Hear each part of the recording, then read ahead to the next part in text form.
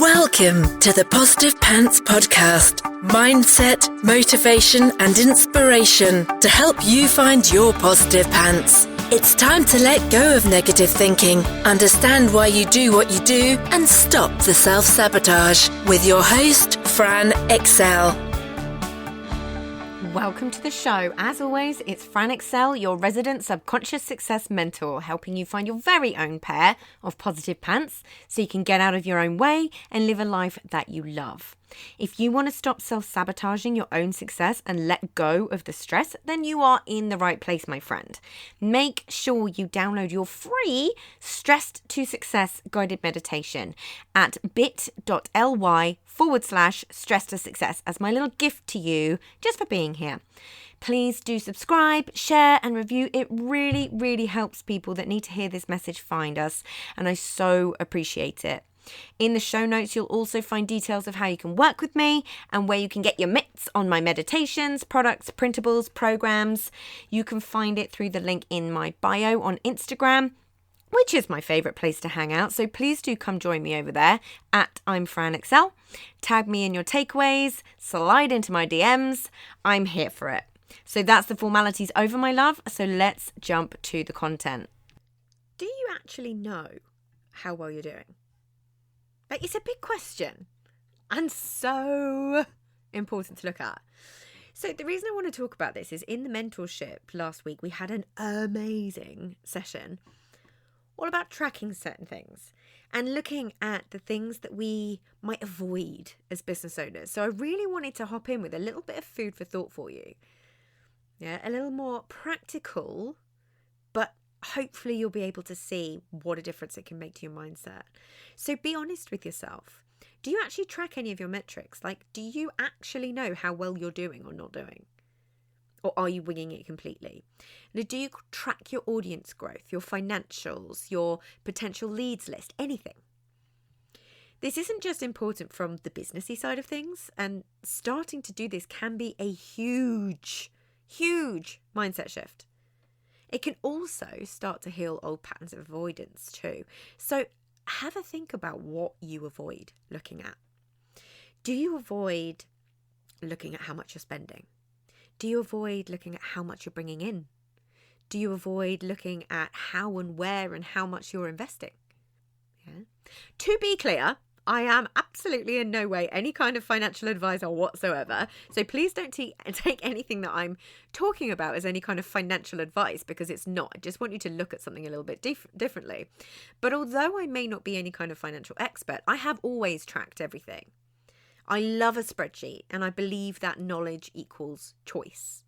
Right? I worked in media for 15 years in advertising, and I brought in multi-millions of pounds and negotiated multi-million pound deals. And you can't do that if you're not tracking stuff and if you don't know all the different angles to look at these numbers from, right? So to some extent it was trained into me, but I am pretty meticulous anyway because I don't like to miss anything, right? So at any one point when I was in media, if my boss had come over, I'd be able to tell him how much each one of my agencies was bringing in per quarter in comparison to last year, which we call year on year. And I could forecast what was going to come in for the following quarter based on what was known as your pipeline, which essentially is a list of what was being talked about, business that was actively being talked about and negotiated at that time. I also learned how to analyze data differently and more efficiently. While one number, which is always going to be the case, one number might not look great, there's often another way of looking at it that does. This is probably another reason that I'm so good at reframing and always finding a different way to look at things. And that way of looking at things will always make sense, and that way of looking at things will make the number that's not so positive make sense. As an example, during the recession, looking at year-on-year revenue wasn't a pretty picture. But I could look at what we call market share. So that is how much of a percentage of what is in your market are you taking. So looking at market share across our competitors, and usually I would be able to see that I was bringing in the lion's share across the market, right? Meaning, while yes, money in the bank year on year wasn't good, the fact that I'm bringing most of it into our title meant I was doing a good job. and then I could sleep easy. It's a completely different way of looking at things. If you fixate over a particular number that's not so positive, of course it's going to make you feel a bit pants, right? So it's learning to look at what you're measuring and being able to see things in different lights. So hopefully all that made some sort of sense. I was in print advertising and marketing, so you don't need to understand the finer details of it. It's purely for illustration purposes.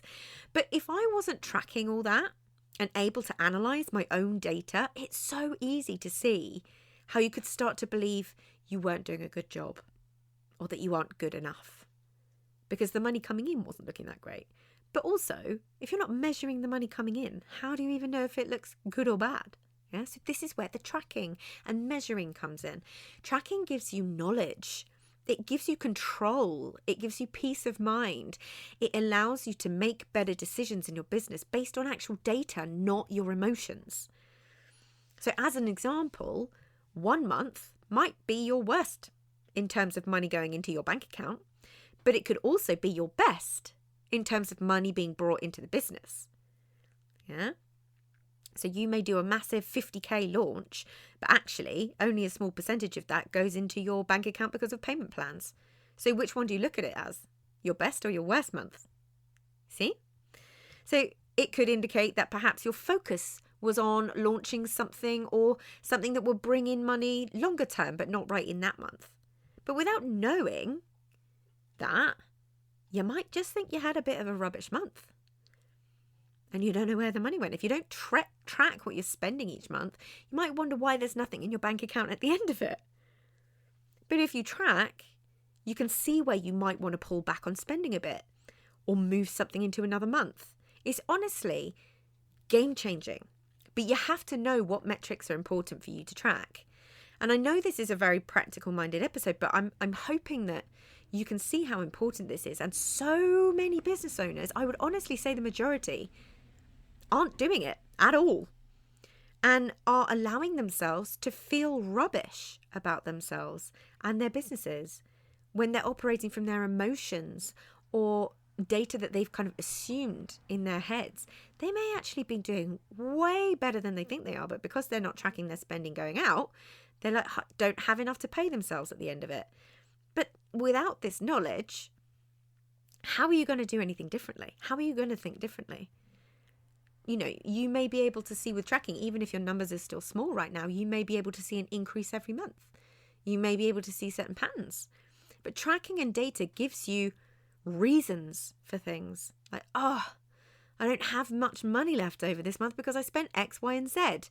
That was actually necessary. But actually, I made more money this month than last month. Yeah. Plus, obviously, the more that you track, the easier your end of year is. But it's the same with audience growth. Same with planning out what you're launching and when. Tracking leads coming into the business. Tracking how many people that you might be talking to. Because when you can see that these numbers are small, you can start going, oh, that probably directly correlates to my revenue. Yeah. All of this gives you information that can release that sense of panic, but also give you a bit of a map for where to put your focus. But the main thing is it gives you an entirely different way of looking at things and therefore an entirely different way to feel about things. And we know feelings drive your behavior and it will help calm your nervous system because there's more certainty. So hopefully you can see that this will have us winning all round. So think about your business or your life. I do this in both areas. What's helpful for you to start tracking and taking a look at? I track everything. It doesn't take long at all. Once you build your system that works for you, it really doesn't take time.